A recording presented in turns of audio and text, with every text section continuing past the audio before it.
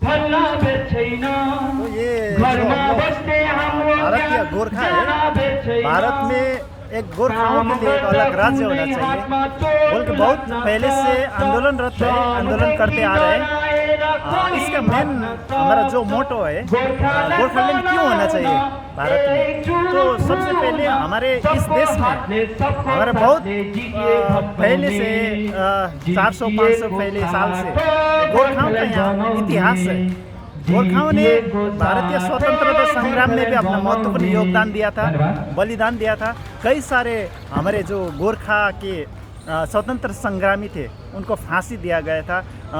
कई सारे भारतीय गोरखा जो थे सुभाष चंद्र बोस के साथ आज़ाद हिंद फौज में 15,000 से ज़्यादा गोरखा फौज ने भारत की स्वतंत्रता के लिए अपनी आज़ादी की लड़ाई लड़ी थी। और उसके बाद भी जब भारत स्वतंत्र हुआ, उसके बाद भी भारत की आन बान शान के लिए लड़ते आ रहे भारतीय गोरखा। लेकिन इसी देश में भारतीय गोरखाओं की अपनी पहचान नहीं है। अभी तक भी हम जब घर से निकलकर 10 कदम आगे चलते हैं तो हम लोग को पूछा जाता है कि आप नेपाल से हैं। तो ये प्रश्न हमारे ऊपर बहुत पहले से लगा हुआ है। और हमारा जो ये प्रश्न के चलते हमको इस देश पर जो पहचान की समस्या है, उस समस्याओं के समाधान के लिए हम लड़ते आ रहे हैं। और इस देश में अगर हमारी पहचान की ये समस्या समाधान होगी तो एक ही समस्या का समाधान का एक ही विकल्प है, वो है गोरखालैंड राज्य।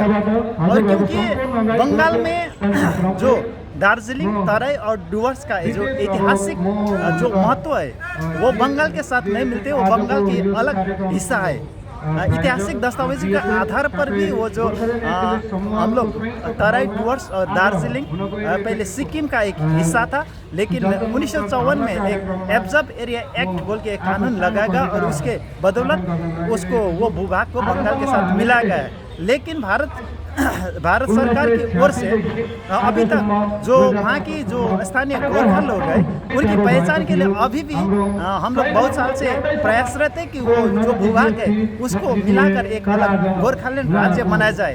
हमारी मांग वो थी, लेकिन भारत सरकार के अभी तक बारंबार हम लोग रिक्वेस्ट करने के बाद भी, आंदोलन करने के बाद भी केवल भारत सरकार की ओर से आश्वासन दिया जाता है। जब इलेक्शन आता है, जब वोट आता है, तब भारत सरकार की ओर से हमें ये आश्वासन दिया जाता है कि आपकी मांगों को हम संवेदनशीलता से देखते हैं और इसको पूरा करने के लिए हम प्रतिबद्ध हैं। लेकिन जब इलेक्शन होने के बाद कोई भी सरकार, भारत सरकार हो या भारत सरकार में कोई भी सरकार अपना सत्ता जमा लेते हैं, उसके बाद गोरखाओं की जो समस्या है उसको भुला दिया जाता है। तो हमारा मांग है कि वो जो 2014 में लोकसभा चुनाव हुआ था, उस समय भी भारतीय जनता पार्टी ने अपनी घोषणा पत्र में भारतीय गोरखाओं की समस्या का समाधान करने के लिए अपना आश्वासन दिया था। और फिर 2019 में जो दूसरा लोकसभा चुनाव हुआ, उस समय भी